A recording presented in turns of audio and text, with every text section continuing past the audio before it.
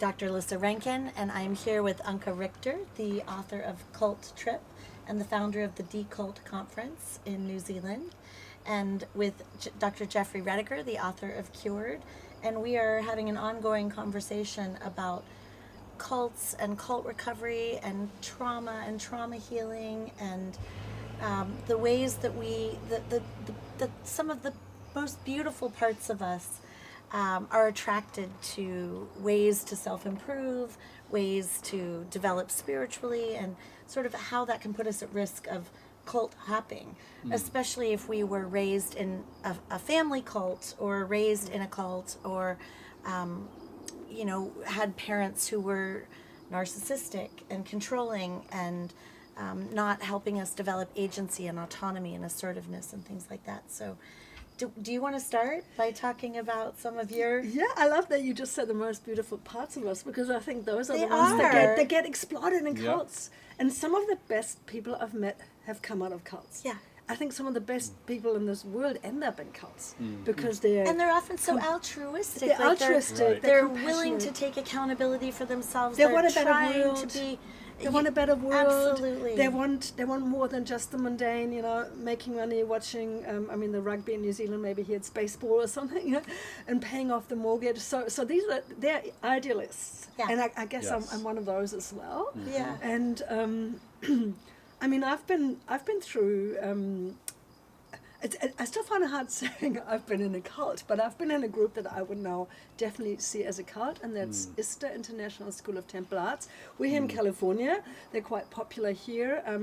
San Francisco, not too far, is like the mecca of sex cults, and I would say I've actually been in a sex cult. That still sounds really icky saying that, because that's not what it was for me. I felt it was life-changing. It was amazing. It wasn't I could have gone to a swingers club if I just wanted the sexual activity. That's not what I was there for. I wanted the community. I wanted the wholesomeness. I wanted the depth, the spirituality, all these other flavors that for me suddenly were it. And I thought, oh, this is it. They've got the formula. There's something that I've been looking for. And at the time when I got into ISTA, I was in my 40s, and I'd already lived in New Zealand for like a good number of years, happily married, 2 kids, typical sort of middle-age, comfortable life, but is this it? Yeah. And then a lot of my needs were met, finding is that the intensity of recently been diagnosed with ADHD, so that again makes a lot of sense. Intensity junkie, the dopamine hits, never a boring moment, and those LGATs, large group awareness trainings, right? Mm-hmm. So that was my cult experience, and I was never harmed or hurt there. I mean, I could look back and say, well, I spent a lot of time and money on something that I think is pretty questionable, so maybe that was some, that was a price I paid, but I'm not a survivor of a cult, but I've been through a lot of other How would you modalities. define a survivor if you're not? Yeah. What's the difference? I've learned that people that we tend to call victims don't really like that word so much, and often they'd like to identify more as a survivor because it implies that you've overcome something and it didn't kill you. And I think people who are not so much in the therapy jargon, they think of survivors of, it's like you can only survive something that would have killed you. But if you think of what we talked about earlier about the mental health, negative mental health effects, suicide especially, physical health effects, depression and so on, addiction, all these effects, all these negative health effects that come from having been in a cult, it's actually fair to say you survived that by not having that. And especially surviving sexual abuse, so that's often survivors are often sexual abuse survivors, especially in the groups that I've looked into and the one that I've been in as well. And I can now relate to that cult hopping a bit more, because I think ever since I've left that whole community behind me and saw it for what it was and became very cynical about it, but I was always looking for something that could be similar but better, and that's a cult hopping thing, isn't it? Mm-hmm. That you think, oh yeah, no, that was bad, but there must be some of what I was actually looking for in the first place must be somewhere else in a better way, and then that brings you into another thing. Huh? What's been your experience? Because you mentioned Yeah, you said I'm a cult hopper. I've been a cult hopper. Well, and I want to add, it's not just cult hopping. It's also like jumping from one narcissistic abuse situation to another, and it's Yeah. not always a group. Yeah. You know, it may be I jumped from this cult of two in a marriage to a large group awareness training program that turned out to be culty, to a culty church, to a culty workshop, series of workshops or whatever. So, do you want to talk about your experience? Yeah, I mean, I think part of the draw for me was because you're right. These cults don't, or cultic relationships. I mean, there's cults of two. You know, when there's a narcissistic sort of and codependent relationship, but it's if And your these go beyond experience- that. They even go to like coercive control or, Yeah. domestic abuse. Yeah, and there's this concept in neuroscience called limbic resonance, where we all get attached, and we develop attachment in very specific ways when we're growing up, and then in our relationships as adults, we find relationships where that we get hooked up with people that feel familiar to us. And so even though the person might look really different or act really different than relationships that were really important to us when we were young, and even if we cognitively will recognize maybe this person has some problems, we still will get linked up with people who feel very familiar to us at an emotional and unconscious level. And I ended up doing that repeatedly. So, and it turns out the psychotherapy didn't touch limbic resonance because this is unconscious stuff. You get linked up with what's feels And it gets familiar. eroticized. It gets eroticized. You Right? even We're turned on. eroticized- It's like the limerence of that. We are That's right. turned on Yeah. by a potential attachment dynamic Mm-hmm. that feels very familiar. I remember once I was at the Science and Non-Duality conference, and there was a spiritual teacher, and I had been studying gurus. I'd been traveling the world for my book Sacred Medicine. I had been working with shamans in Peru and qigong masters from China and kahunas from Hawaii and energy healers in the U.S., and that led me into the trauma therapy world. And so I had worked with all these different leaders, people in power with different kinds of power, and I wasn't, I was able to keep sort of like an investigative journalist distance from them, and I got sort of hooked into a few things here and there, but for the most part I was just kind of on the side writing book. But then there was this one woman that got on stage, and I can only describe it as like she got on stage and it was like falling in love. And I'm not gay, I'm not queer, but I was like instantly drawn in this super weird, like I was under her spell Wow. feeling, and it felt so good. And about half of the people in the audience got up and walked out in the middle of her talk. Because she got up on stage and she was like, all of you spiritual bypassers are going down. Like, we're going inside into the depths of intimacy, right? And I was transfixed because that was what I had been saying to everybody at that conference. I'd been going for like year after year after year. And I was like, wait, this is all spiritual bypassing. And she's saying, I'm leading a workshop next week. And we're not going to be bypassing. We're going to go right down into the trauma. And it was such a bizarre feeling. And I was there with my gay best friend. And he experienced the same thing. And it's like we were hooked. And fortunately, I went to that workshop. It was definitely culty. And I was able to see that he went to one more 21-day workshop. And then he was like, oh, yeah, that's a little bit culty. But I got just enough of the experience to see that feeling. Yeah. And, we might romanticize or eroticize that feeling. Or it might be that, like, mother or father, right? It's like, but it was a very interesting experience to be spellbound. I find that so fascinating, but also really important to name it here. You're a medical doctor, you're a psychiatrist, I'm the cult journalist, and we all have an Achilles heel where something that's obviously not the intellect, because Right. I guess we all have I didn't that. know anything about this We're all woman, smart people here, right? Yeah. And so something can get you. And I think this is, it's something really for people out there also to understand, because I've given a lot of talks and book talks and whatnot, and one of the typical questions, or I've always, get a lot of feedback when people think, yeah, well, that's so fascinating, and people in cults, but it would never be me because I'm basically too smart to be. People think they're too smart to be in a cult, and that is such a misconception. Yes, it doesn't sure work is. like that. It's not about Oh, no, your if she had been in intelligence. California, It's not she your lives in intelligence. Spain, and her workshops were international, and I was like, I'm definitely not going to be following this woman around the world, but I could see how if she was local, and she was like, come for more and be part of this community, and I could absolutely have been vulnerable to that. And it's great that you could observe that, because I was the cult journalist researching the aftermath of a terrible sex cult while I was dabbling in one myself without seeing it for what it was. You're the psychiatrist who is still dealing with the fallout of your upbringing in a cult environment, and it's still not that easy to undo that, even though you are an expert in that field. It's I think it's really important to bring that across to people. It's no one's fault that they end up in something that helps them. And from the understanding I have, because no one joins a cult, right? Everyone joins something that looks promising and wonderful and looks like a fascinating group or program or spiritual community to them, and the hook or the vulnerability is often just a temporary one. So again, this misconception, it's people who are weak and vulnerable and lost, they end up in cults. No, it's actually not true. Everyone has a temporary situational vulnerability at some stage in their life, and you probably know when that is, when a loved one has died. So everyone experiences that in their life, and unless they don't have any family or any friends, but everyone's gonna experience loss of someone, loss of a person.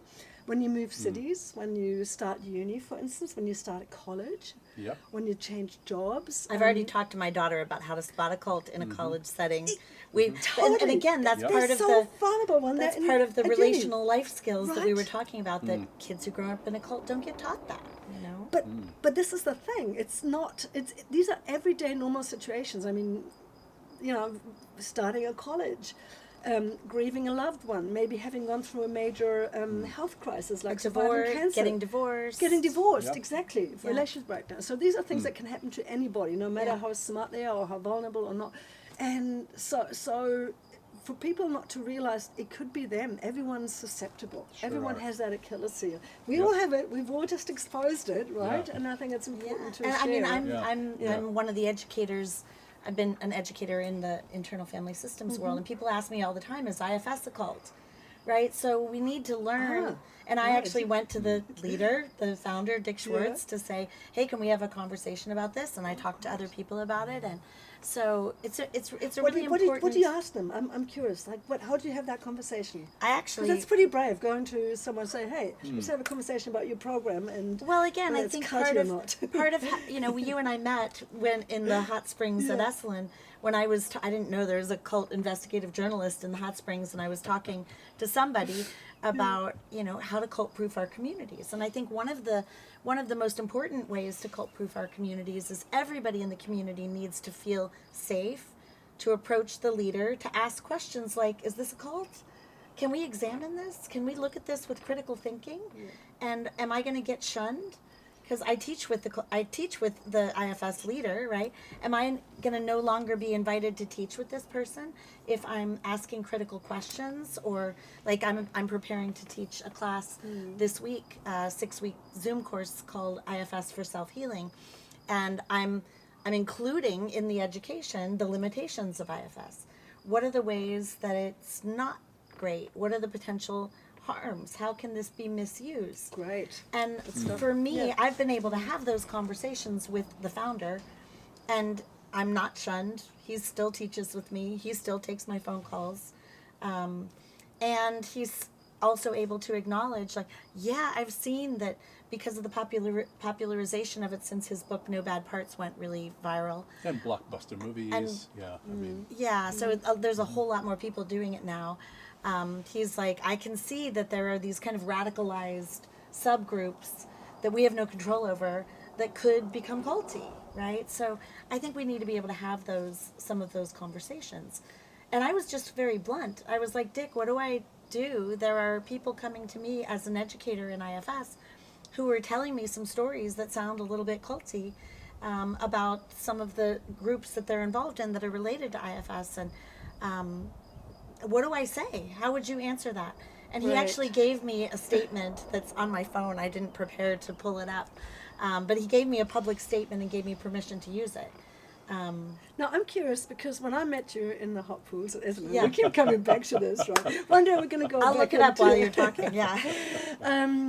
And you sent, because I was curious, you were leading a month-long group there, and you said on the first day, you spend all day cut proofing the group. Yes. And then later you send me, I was so curious about this, I sent you an email, and you sent some of these things to me, and I've since included that in my workshop, How Not to Start a Cult, because I thought this is really important stuff, and I know you're part of I wrote it all down. You've wrote it all down. And I gave a yeah. handout to my students. Maybe share some more about this, because I think we need to hear more from teachers who are actually doing this. I don't know many people. I know facilitators who are really curious about this because they want to do better. They don't want to, raise suspicion, or they're often just not aware of what they might be missing. But here's someone you're actively doing something in a group, so that it's cut Yeah, through. it's part of creating So what the do you do? container. And again, I don't know that, it's a little grandiose to say that I can definitely teach it to be cult proof. Like, I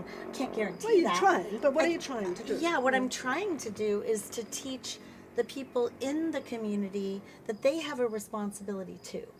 I have a responsibility. I have a therapist. I'm working on my power or control issues, the part of me that wanted to be a doctor and not a nurse, right? I wanted to give the orders, not take them, right? So that's my work, right? Yeah, Is to work on my own issues from childhood of kind of being overpowered and wanting to have power in the world, wanting to have influence, wanting to be able to serve people. It was like a benevolent intention, but it was definitely like I wanted power. I didn't want to be one down. But then if you put yourself in situations where you're one up, like you're the surgeon, everybody in the room is taking orders from you, right? I was a surgeon. You're the workshop leader. I tell them first off, anything I say to you is not an order. Any invitation I give you is purely that, an invitation. Check the parts of you that might automatically comply because you're giving me too much power. Anything that I say is something you can do. You can choose to comply, rebel, or negotiate, right? So don't give your power away to me. And I try every single time I give an instruction, I try to remind myself and them, I'm going to invite us all to stand in a circle, and we're going to do the who's in the room exercise. And anybody can start standing in the center of the circle and saying, I'm adopted. Who else is adopted? Oh, that one. Yeah, Or I'm divorced. Who else is divorced? Or I've been to jail. Who else has been to jail? It's kind of a way to normalize disclosure and vulnerability. But I have to tell them every time, don't do this without checking in with your own parts and making sure that you have consent from all of the parts inside of your system, and that you're not just trying to please the teacher, right? So pause before you comply. And if you don't want to do it, you don't have to stand in the circle at all. Or you can stand in the circle and just hold space for other people. You don't have to obey the leader, right?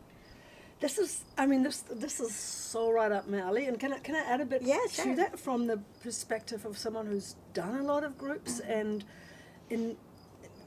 this is so great in theory, and then in practice, people want to be good students. They don't want to be that person who rocks the boat, or especially if it's a new group. You want to. This is just basic human psychology. Right. You want to fit in. You want to belong. You don't want to be the odd one out. Okay, there's permission from a teacher. That's already a great start. Yeah. And still, it's really difficult Yeah. to be that one, and to be that person in the back row raising hands saying, but I didn't understand that, or actually that doesn't make sense to me. And I just noticed something in a yoga class here in California 2 days ago, where I thought, so that seems to be common practice, right? In some yoga classes, where you have these cards that you can use if you don't. You can put them on your map if you don't To be want touched or not or touched. not touched. Well, but the class where I was in, the teacher had a stack of these cards there, and then she, almost started the class, and then she said, and by the way, here are these cards. So if you don't want to be touched, just go and get one of those. And I thought, who's going to get up Right. and walk Right. through the room and be that one person and make the effort? Wouldn't it have been so much better? No, they should have had somebody at the door. At the door, handing them out, Handing and them then everyone out, has a and then you card, have and an then option. you just turn them Right. around, Good point. and it's not such a public thing. Or it could be the other way around, where basically she says, I'm not going to touch anybody here in this room, but if you do really want to be touched, let me give you a card. Right. So you don't feel weird about Right. having boundaries or Right. having some good reasons for not wanting to be touched. Absolutely. And it's little things like that, and it doesn't It's mean that that- this is a cult. it's that subtle. Yep. It's that subtle, right? And the other thing I Yeah, tell them yeah. is absolutely every single person in this room has to feel safe, and that's my responsibility Yeah. to create that safety, safe to challenge the leader. Yeah. Right? Wow. Raise your hand. Say, I don't agree. That sounds wrong to me. I'm confused about that. I don't believe what you're saying. And it's my job to prove that I'm not going to gaslight you. I'm not going to deny your reality. I'm not going to minimize what you're saying. Oh, I'm not going ridicule to or justify it. I'm not shame. going to make excuses for that. I'm going to own what I can own. And that doesn't mean I have to filter it through my own thing. And if they're right, then I need to publicly show them in front of them, gosh, you're right. I just used the word blind compassion. And for a blind person, I'm using it to mean like, what Trungpa Rinpoche used to call idiot compassion, right? Well, I don't want to use the word idiot compassion. And now I'm being called out and using blind compassion. So now I'm calling it naive compassion. But you're learning. But they're right. I'm trying to get the language right, and I hear some leaders that are like, "Oh, everybody's so sensitive and PC or whatever." So what? So do the work and Thank learn how to be responsible with your language, so that you're not being ableist or you're not being insensitive to marginalized groups or whatever. Like, so you're having to work harder now than you used to. Great, work harder. I really love the sound of this. I mean, it shows a certain humility, but also a willingness to be on equal footing with everybody. It's an equalizer to say, I can make mistakes too. Yes, I'm standing here, I'm leading the class, I'm teaching you something that I probably know better than you, but still, I'm still learning from you as well, and give me feedback. We're just all people. Right? Yeah, and you have to be willing to rock the boat and have some difficult conversations. Like, after giving permission to, challenge me or call things out or whatever, we were just going around the group, in one of my groups, naming our privileges and marginalizations, just to put it in the room. Right. I am a white, cis, hetero, nervous system privileged, low trauma burden, partnered, educated person with a community and influence, income, right? Like, all these things. thinking of all the things and naming our privilege and naming our marginalizations, and we're all going around the room doing that. And right after we do that, the only white man in the room said, I feel uncomfortable being here because everybody else is blah, blah, blah. And the only queer BIPOC woman in the room is like, really? Are we really going to center the white, cis, hetero male to, have empathy for his issues? And there it is. Now we have an opportunity to model conflict resolution. And I said, okay, how many people in the room here have a history of coming from a family where when there's tension in the room and two people are going at it and there's an authority figure in the room, you had modeling for healthy relational repair? And I was the only person in that room that raised my hand. Again, privilege. I had that modeled for me. Nobody else in the room raised their hand. I'm like, great, we're going to learn relational repair. What do we do when there's a rupture so that everybody in this room can feel safer? Things like that. Right. And part of what that means is I did not get to my agenda. I did not get to teaching the thing that I had made the PowerPoint presentation about, because that's how we started. So you have to kind of be willing to, Good on you. I really like that, and I want to get more of that out into the world, because I think there aren't enough resources yet for facilitators and teachers, and a lot of people, because they're good in their field, or they are spiritual teachers or workshop leaders, they think they have that knowledge because they're already a leader in their field, but they don't necessarily. In fact, I'm going as far to say, because they're already in that position of power, they might even be less sensitive to where they're not getting it and where the red flags are. Because often it's often their charisma or their, being put on a pedestal has already led to them having blind spots around what Oh they're yeah, not seeing. we You just can't- wrote right? about. Do you want to talk about Yeah. Dr. Keltner's work?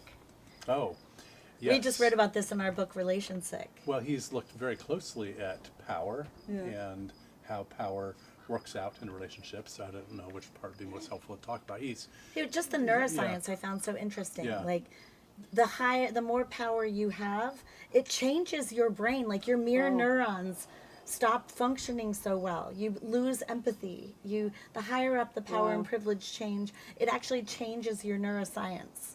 So I found that worthy of putting in our book. Well, as a person goes up through the power chain, they sometimes become more narcissistic or are vulnerable to that, and they begin to focus more on what they want and their agendas instead of paying attention to or having empathy or the mirror neuron work of what's going on in other people around them.